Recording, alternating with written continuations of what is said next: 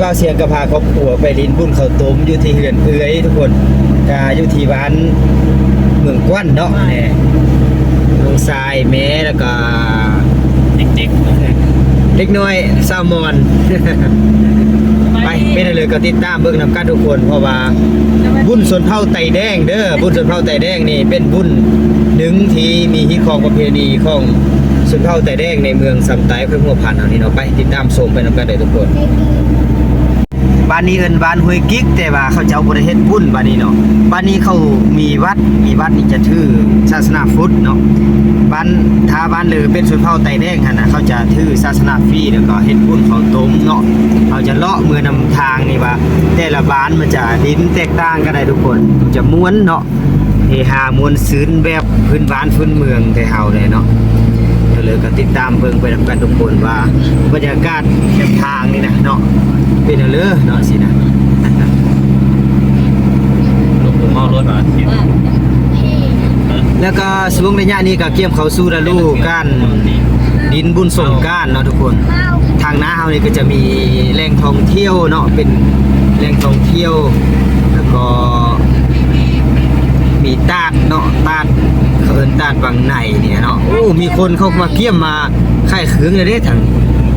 นี่มาจัดหานจัดเต็นท์เต็มเลยนี่โอ้มื้ออื่นเป็นพุ่นเนาะมื้ออื่นเนาะ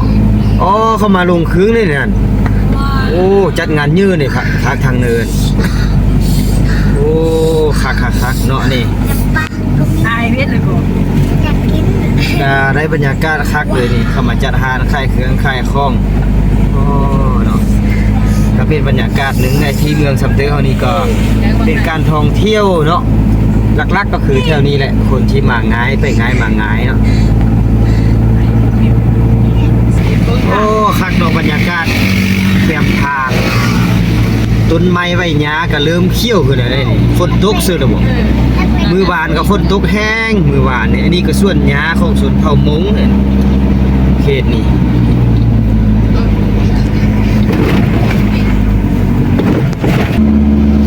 กาฮอดบ้านนาลาอา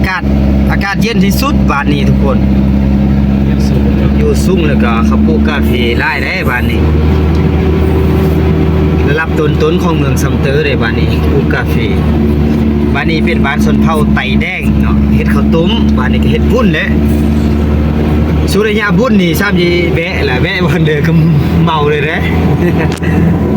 แต่ละบ่อนนี่เขาต้อนรับเป็นพิเศษเลยแหละมื้อนี้ว่าไปเฮือนเลยเนาะคันไปอันเขาเจ้าเฮ็ดบุญโอ้สุดยอดเลยแหละโอ้เด็กน้อย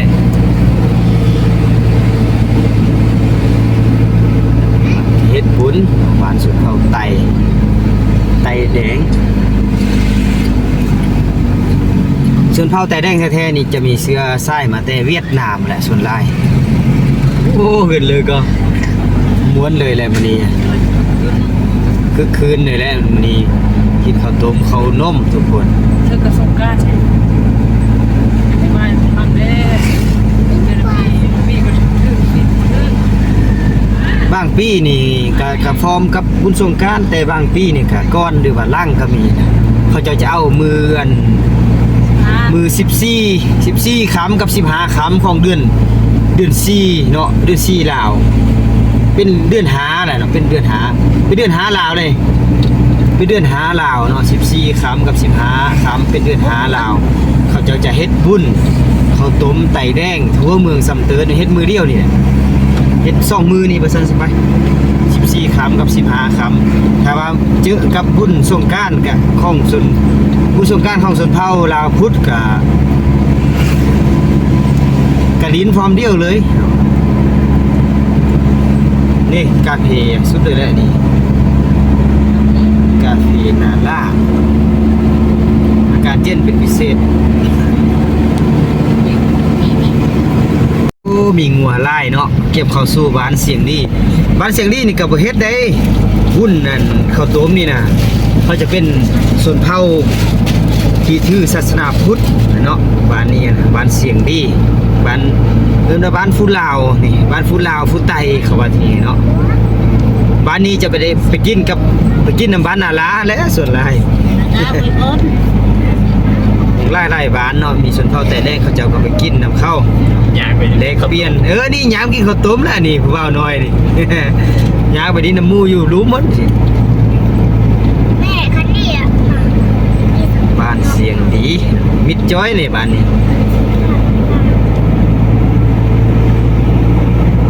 นะสุขภาพนะ นาฟ้า อันนี้เขาเก็บยางไปกินข้าวต้มเลยนี่เนาะ ยามไปกินข้าวต้มโลไปอินอยู่บ้านลุงมันแหล้ว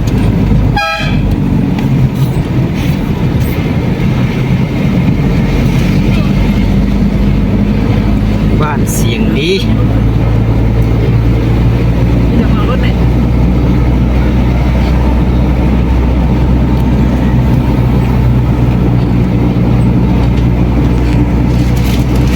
แต่นอนไป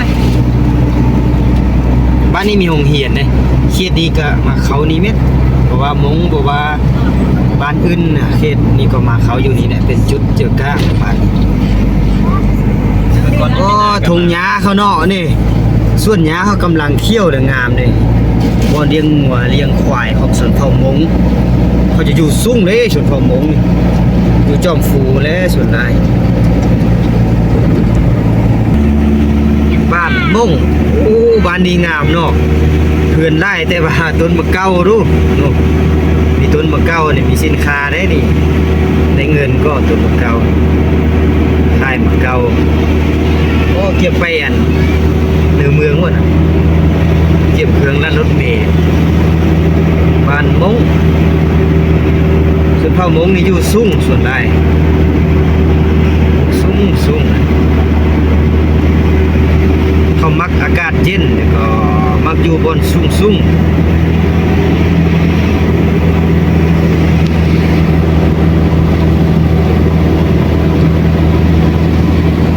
บ้านนี้ไข่มันต้นเอวบ้านนี้อะนี่ก้อนเทิงนี่ไข่มันต้นไล่ฮับจากมันต้นนี่โอ้สุดยอดเลยทุกคน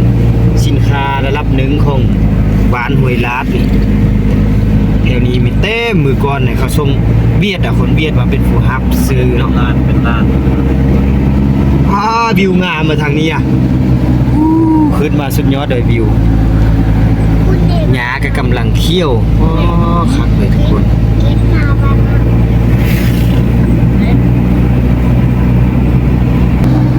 ลงฟูแล้วบ้านนี้ลงฟูไปเสื้อบ้านน้ำอินแต่วิวดีลักลาดเลยวิวอ่ะงามน้ำบินเอาอัดมาน้ำบิน ส่วนหญ้าตามจอมฟูคักสุดเลย พัดจัง โอ้งามแต่เนาะธรรมชาติบ้านเฮาเอ้ยยังอุดมสมบูรณ์ป่าไม้เขียวงามอุทุมดอกมะเกาเต็มจอมฟูเขต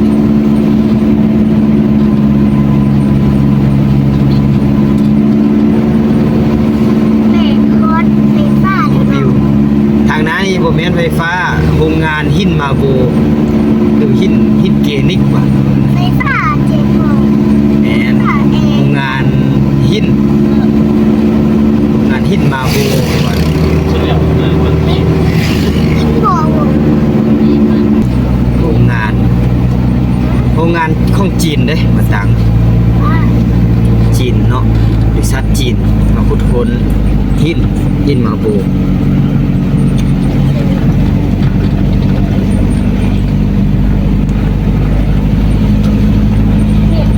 อันเดินมีรถ บ้านน้ำอินนี่ก็เป็นบ้านไต่เด้เขาไปเฮ็ดบุญคือเดียวน่ะเนาะแบบนี้ก็บอก อันเรือน้อย บ้านน้อยก็เฮือนน้อยแม่บ้านเรือนนี่ก็เขาก็ต้อนรับหมด อันการเตอร์ บ้านเกี่ยวกันเตอร์บ่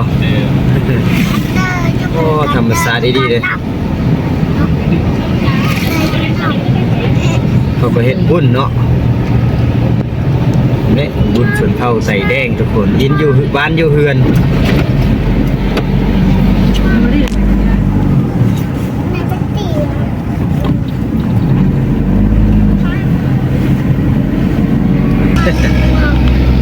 เนี่ยผู้สาวน้อยย้าเมื่อกี้เขาวต้มเลยเขาจะเฮ็ดเป็นหมู่เป็นนี่นะที่เขาวต้มอ่ะ เหมือนสาวมงนี่กินข้าวต้มบ่นี่โอ้ยสาวน้อยนี่สาวน้ำอินเด้นี่ จ้าเบาเสียงเขานี่สาวน้อยอ้อ ไปบ้านบ้าน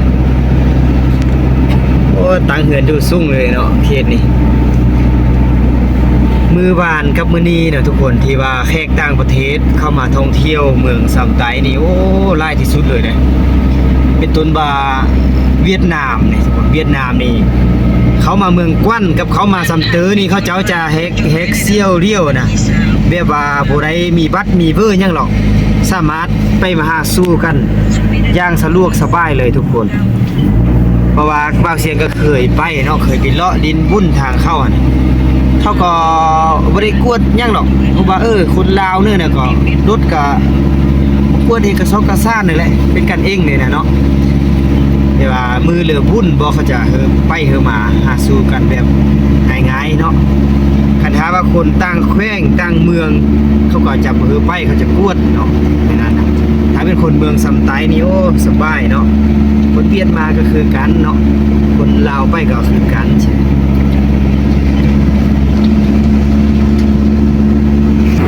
โอ้วิวงามแท้แต่ว่าอากาศนี่เย็นๆอยู่เด้อคือฝนจะตกแล้วทุกคนโอ้บ่ค่อยฝนแล้วนี่ฝนตกปีใหม่ อากาศเย็นสุดยอดเลยขี่รถเลาะเที่ยวสมเขต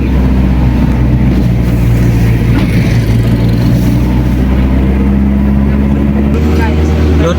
แกมันต้นเนี่ยนี่ออกเวียดนามมาแล้ว นี่อีก2อัน รถขนสินค้าจากเวียดนามเนาะ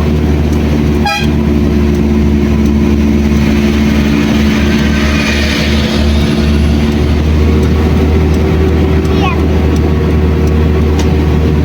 โอเคจากทาง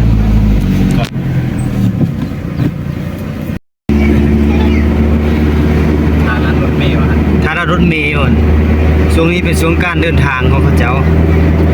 ไปมาหาสู่ไปย่ามผีย่ามน้องบ่นี่รถเมล์เมืองกวั้นสำเนื้อเนาะ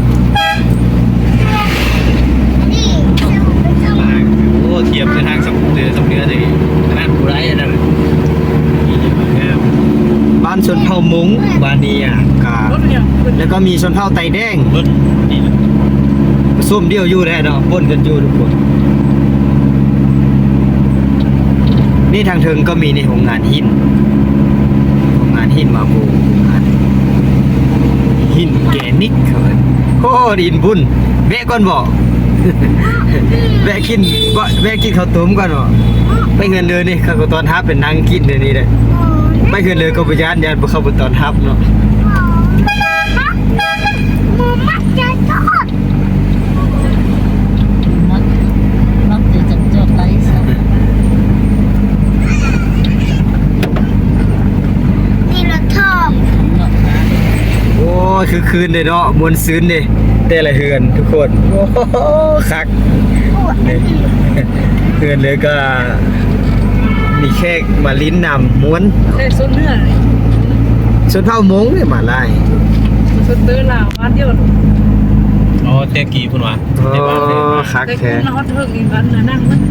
ส้นเนื้อส้นเตอร์ คอยไปเนาะเฮาก็มีสติยันเข้ากินเหล้าเมาหั่นนะ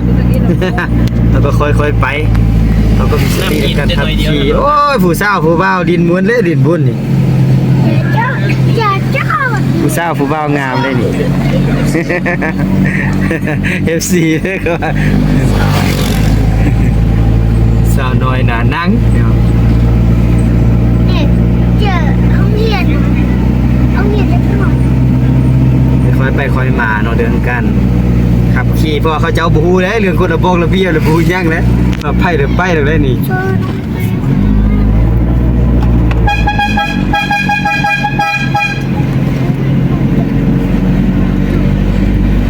โอ้ม่วน ขี่ไว้หมวกกันน็อกไว้เสื้อหน่อยดี เขาบ่ซื้อหมูกันน็อกแล้ว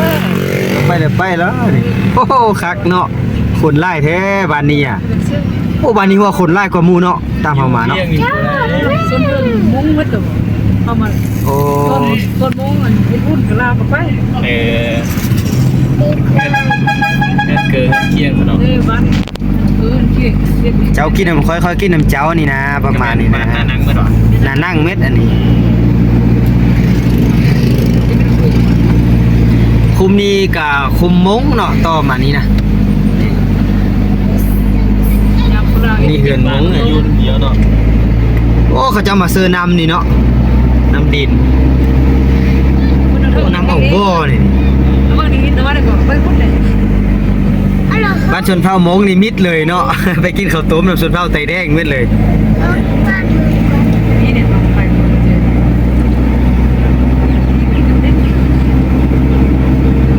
ไอ้เจ้ารับมา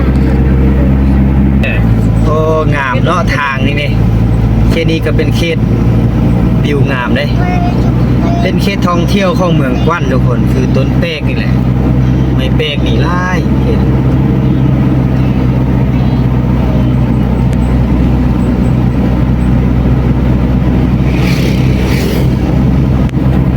เมืองกว้านยินดีต้อนรับ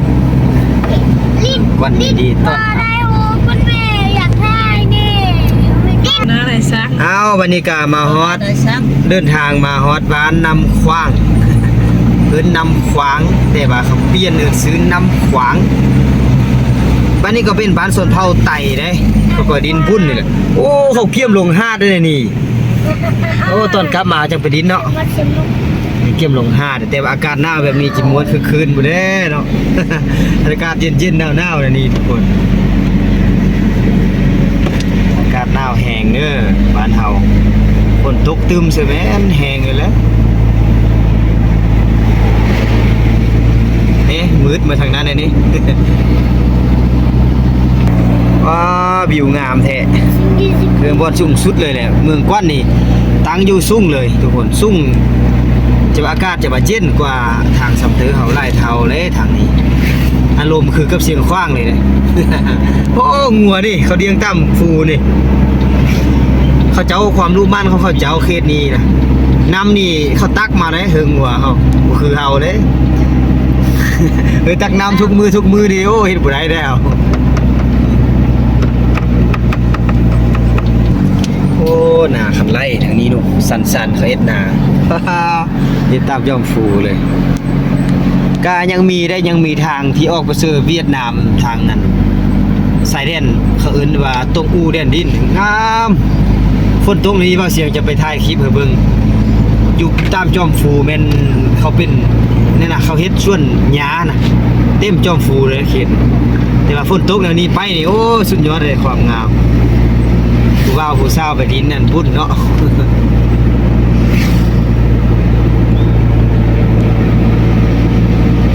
เอาเดินทางมากะเก็บจะเข้าสู่ตัวเมืองแล้วได้ยังประมาณ2ลักนี่ก็ฮอดตัวเมืองแล้วเนาะ ำ เมืองกวันนี่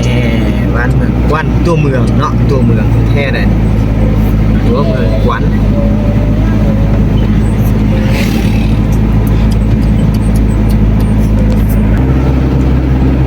บ้านเมืองกวันตัวเมืองกวันมาดินกินพุ่นข้าวต้ม มาดินกินพุ่นข้าวต้มนำสาวบ้านเมืองกวันนี่เนาะ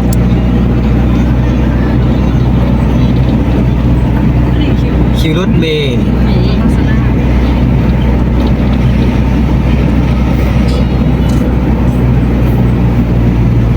นี่ก็ลินพุ่นนี่ ตัดฟุ่มโอ้กำลังตัดฟุ่มเลยเก็บเสือบุญสงกรานต์เนี่ยตัดฟุ่มอ้าวเข้ามาบ้านเมืองขวัญแล้ว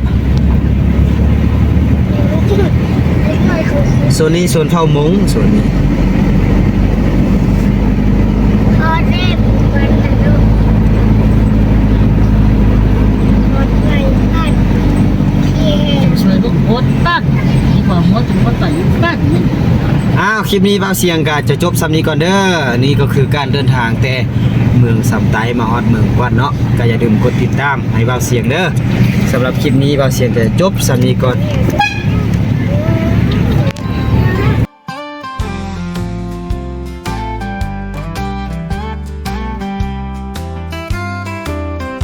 เบาเสียงซ้ำตาพาเที่ยวลาวเหนือ ดินแดนสาวงามมีเสน่ห์น่ารักเหลือเกินข้ามเขาไปย้อนยามตามแม่น้ำแสงแดดอ่อนๆส่องลงบนป่าเขาอันงามโอ้สาวงามความหัวพันน้องยิ้มหวานจิตใจมันพลันธรรมชาติสวยงามแท้ๆแหวกเด้ออยู่กับบ่าวเสียงนาเด้อ